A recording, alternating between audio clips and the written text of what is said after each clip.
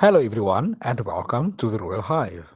In this series, we discuss the births of historical royal figures from around the world and throughout the ages.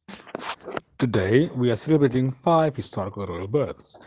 Our first celebrant being Caesarion Ptolemy XV Caesar, who was born today in Egypt in 47 BC to parents Cleopatra VII and Julius Caesar. Caesarion reigned with his mother from the 2nd of September 44 BC until her death on the 12th of August 30 BC.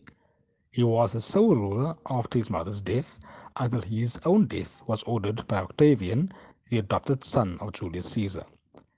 Caesarion was the last pharaoh of the Ptolemaic Egypt and was the only known biological son of Julius Caesar.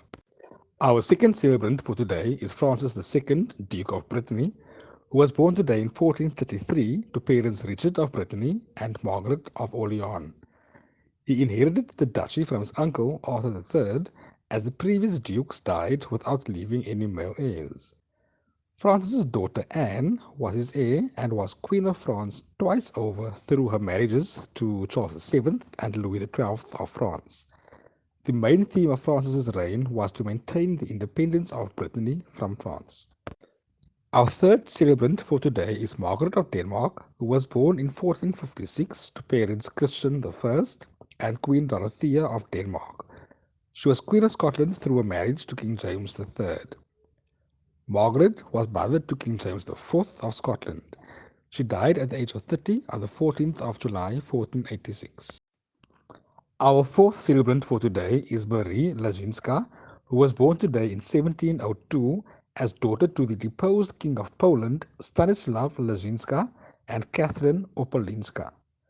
In 1725, she married Louis XV of France and was mother to Louis Dauphin of France. Marie was grandmother to Kings Louis XVI, Louis XVIII, and Charles X. She was great-grandmother to the king that never ruled, Louis XVII. She died in 1768, 25 years before the French Revolution executed her grandson, Louis XVI.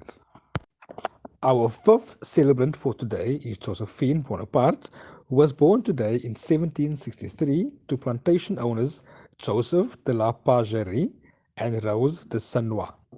In 1796, she married Napoleon Bonaparte as her second husband.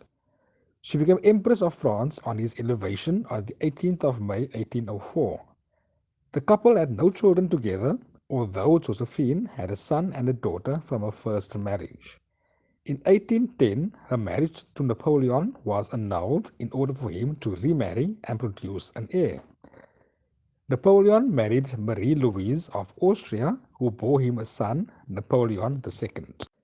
Our final celebrant for today is Edward, Duke of Windsor, who was born in 1894 to parents King George V and Queen Mary of the United Kingdom and British Dominions.